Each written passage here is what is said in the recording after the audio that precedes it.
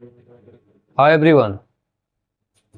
घर बनाने के लिए लोन देने वाली कंपनी अगर लोन का पैसा जो कि वो बैंक से लेकर कस्टमर को देने वाली थी वो अपने पास रख ले, कस्टमर को दे ही ना और सारा पैसा अपने पास रख ले, अपना घर बनाने के लिए वो सारा पैसा यूज करे, अपना जेब गर्म करने के लिए सारा पैसा यूज करे, ऐसा आपने कभी सुना होगा?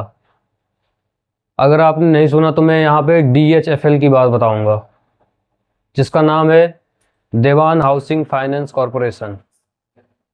जनवरी 2019 में कोबरा पोस्ट, जो कि इंडियन जर्नलिस्ट का एक ग्रुप है, उसने पहली बार DHFL को एक्सपोज करते हुए बताया कि DHFL ने 31,000 करोड़ से भी ज़्यादा का घोटाला किया हुआ है। DHFL ने सारे पैसे को पर्सनल यूज के लिए लिया था, जो कि पब्लिक मनी था, पब्लिक मनी को पर्सनल यूज के लिए लगाती थी। और यहाँ पर कोबरा पोस्ट ने यह भी बताया था कि इस कंपनी का पॉलिटिकल कनेक्शन भी है। कोबरा पोस्ट ने पॉलिटिकल डोनेशन पे भी क्वेश्चन उठाया था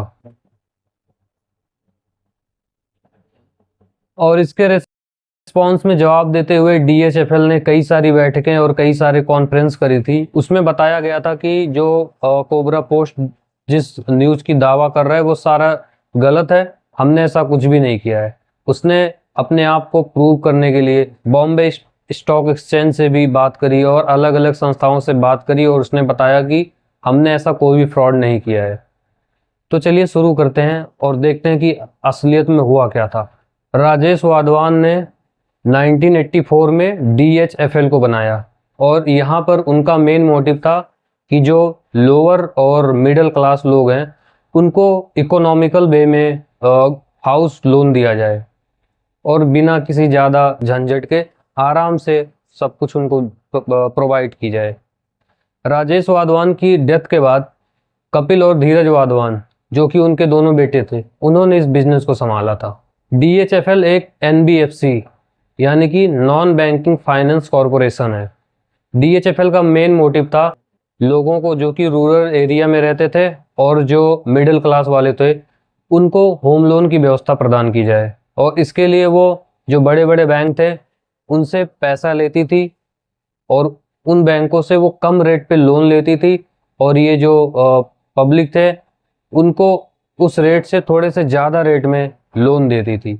यानी कि अगर मान लिया कि बैंक से 7% के ब्याज पे लेती है तो वो पब्लिक को 12% पे देती थी और ये जो बीच का 5% था वो DHFL की कमाई का पार्ट था।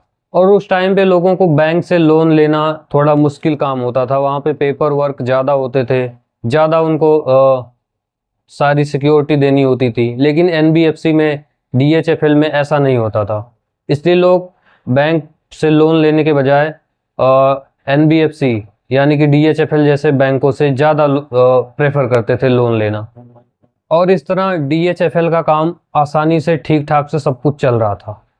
लेकिन बात आती है जनवरी 2019 की, जब कोबरा पोस्ट ने DHFL के ऊपर इतना बड़ा खुलासा किया था। चारों तरफ DHFL की चर्चा होने लगी, जितने भी मीडिया हाउस थे, जितने भी ED CBI थे, सबकी नज़र DHFL पे पड़ी, RBI की भी पड़ी।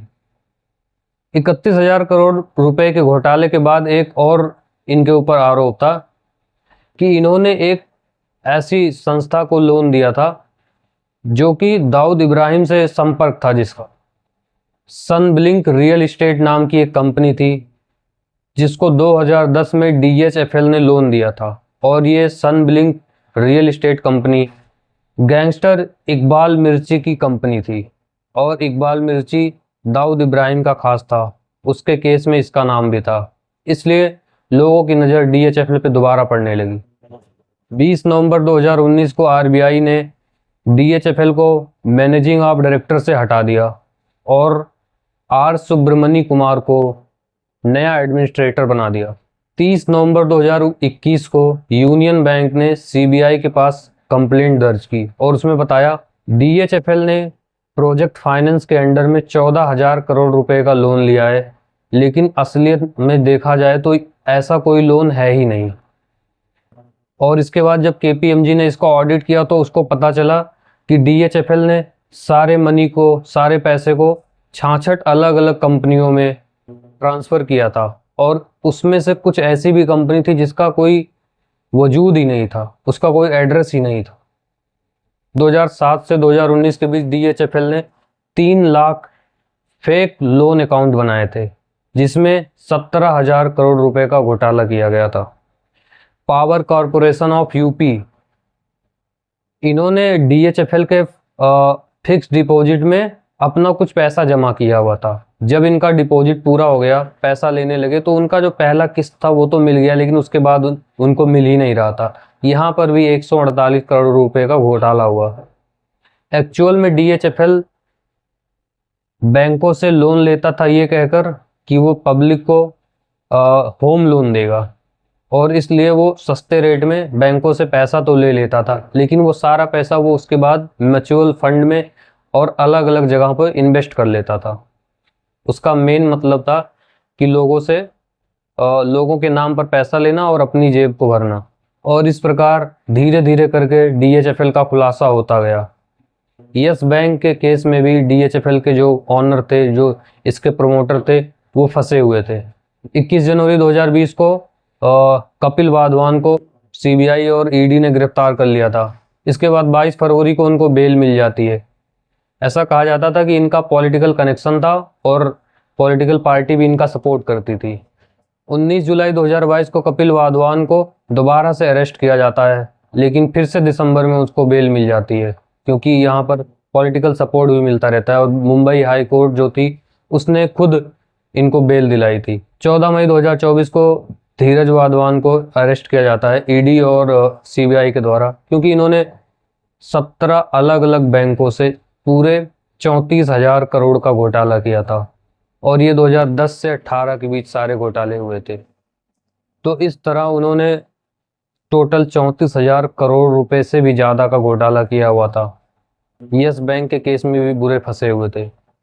दोस्तों, इन्फॉर्मेशन कैसा लगा कमेंट में ज़रूर बताना। धन्यवाद।